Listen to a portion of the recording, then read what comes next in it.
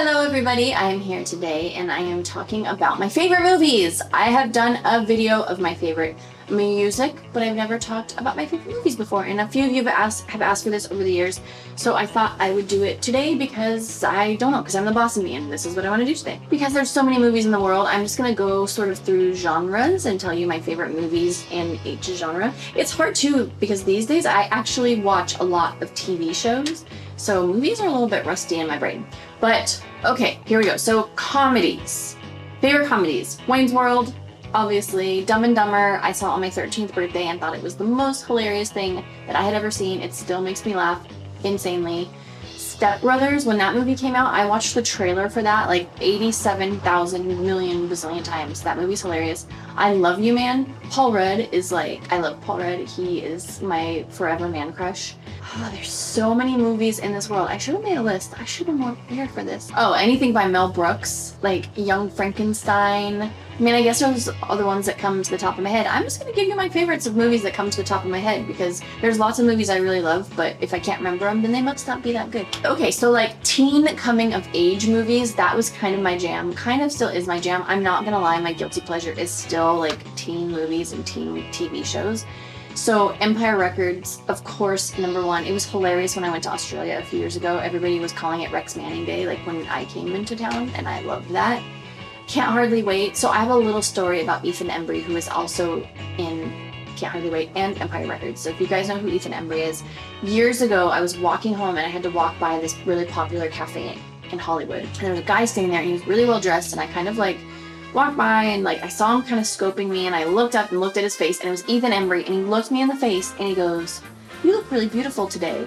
And I was a pile of goo on the sidewalk. 15-year-old me like died and exploded out of my pants, and like a million things happened at the same time. So that was my, oh my god, my moment of glory in my life. Okay, back to movies. 16 Candles and Pretty in Pink, which funnily enough are other more movies. I think most John Hughes movies, like in context, culturally, and as time goes by, are a little, especially 16 Candles, but I grew up on those movies, so they'll always have a place in my heart. Breakfast Club is another one, of course. St. Elmo's Fire, that's, yeah, I guess we're not doing comedies, we're doing coming of age, so yeah, that's a good one.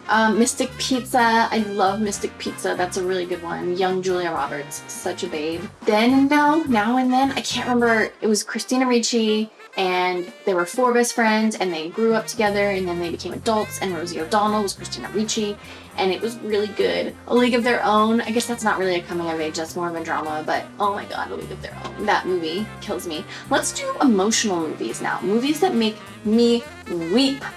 Steel Magnolias, of course. Honestly, I'm so ashamed to admit it, but The Notebook got me so hard. I generally don't like super mushy gushy sappy chick flicks, and most of the movie I was kind of meh about, but the ending, oh my god, that ending killed me. Big Fish always makes me cry. Shawshank Redemption, oh my good lord, at the very end when he like digs up his little thing, I'm not gonna give the ending away, but that movie is so good when he carves his stuff in the thing. Stuffs and things, I'm trying to be kind of vague with what I'm saying. What other movies make me cry? Oh my gosh, there was a movie that came out a couple of years ago. Can't remember what it's called, but when I'm done filming this, I'm gonna figure it out and I'm gonna put it right here. But it's with Toni Collette and Drew Barrymore, and they're best friends, and one of them gets cancer and the other one loses a baby, and it's like I cried so hard I actually had to close my windows because I was afraid my neighbors were gonna call the cops thinking there was like a domestic dispute at my house. It was serious. I love movies that make me cry, I have to say, and shows that make me cry. If you want a show that makes you cry, watch This Is Us. You will cry every single episode, unless you are a heartless monster. Let's move right along. Let's go into dramas. Probably my favorite drama of all time is Elizabeth, which was with Cate Blanchett, and it's about Queen Elizabeth I. It is a really good period piece. Thin Red Line, I love war movies. I think The Thin Red Line was like one of the best. Oh, comedy movie war movies is Tropic Thunder. Oh my god, that one is freaking hilarious. I'm bouncing around, I'm so sorry. But this is the way that my brain works, so welcome to my circus. Oh, there's an amazing drama called The Fall. It's a really lesser known sort of indie movie. It takes place in Hollywood in, I think, the 30s, and it's a stuntman that's in a hospital that is injured and a little girl, and he's telling her stories, and visually it's showing you how she's interpreting his stories in her mind. It's visually beautiful, the story's amazing, it's freaking sad and triumphant, and it's all of the things all at once. So that's like a really good lesser known movie that not a lot of people have seen. Bubba Hotep, that's a good comedy. That's with Bruce Campbell, and he thinks he's Elvis and he's in a retirement home, and his best friend thinks he's JFK, but his best friend is also black, which is like a really funny twist. There's so many movies in this world. How about scary movies? I like scary movies. I'm more of a fan of like demony, ghosty, scary versus like slasher, like make you jump. I have a heart condition, so any movie that makes me jump is not fun for me. That being said, I do like the old 80s, like Freddy Krueger was my jam growing up. Poltergeist 2 probably scared me more than any movie ever in the history of the world. I couldn't look in a mirror for a long time after that. Exorcist, of course. 30 Days of Night is actually a really underrated modern scary movie with like a different take on vampires. And 28 Days Later, holy crap, that is one of the best zombie movies ever. Shaun of the Dead is a good, like, funny, scary movie, but mostly funny. That movie kills me, especially Bill Nighy. Oh, speaking of Bill Nighy, let's talk Christmas movies.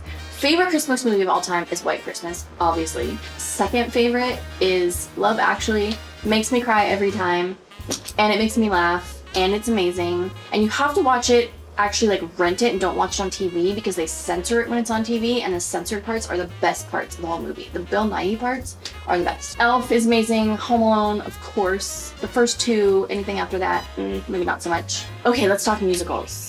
How about Grease? I grew up watching Grease, so that of course has to be in there. I know every song front to back. Cry Baby is another one that's amazing. Les Miserables, oh my god. The movie actually was really, really good. The stage show, crazy, makes me weep every time. The King and I grew up watching The King and I with my grandma.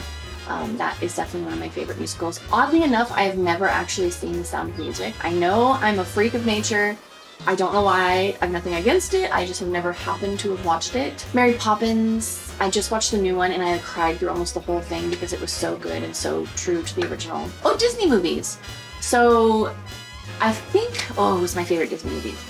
Probably The Little Mermaid, followed by Cinderella. All of the 80s Disney movies were my favorite because that was like my era. The Lion King, of course, I'm so excited for the new one. Aladdin, I loved. That whole era of movies was were my favorite Disney movies. I think like Pocahontas and newer were the ones that I was like getting a little bit older for them. I love all the Pixar and DreamWorks movies. Up, oh my god, that can be in kids movies and make you weep movies. You're weeping in the first 5 minutes of it. Ants and Bugs Life, when those came out, were amazing and hilarious. Oh, movies I've seen recently. A Quiet Place, talk about dramas. Holy crap, I saw that in the theater and I thought I was gonna pee my pants. The tension in that movie is so good.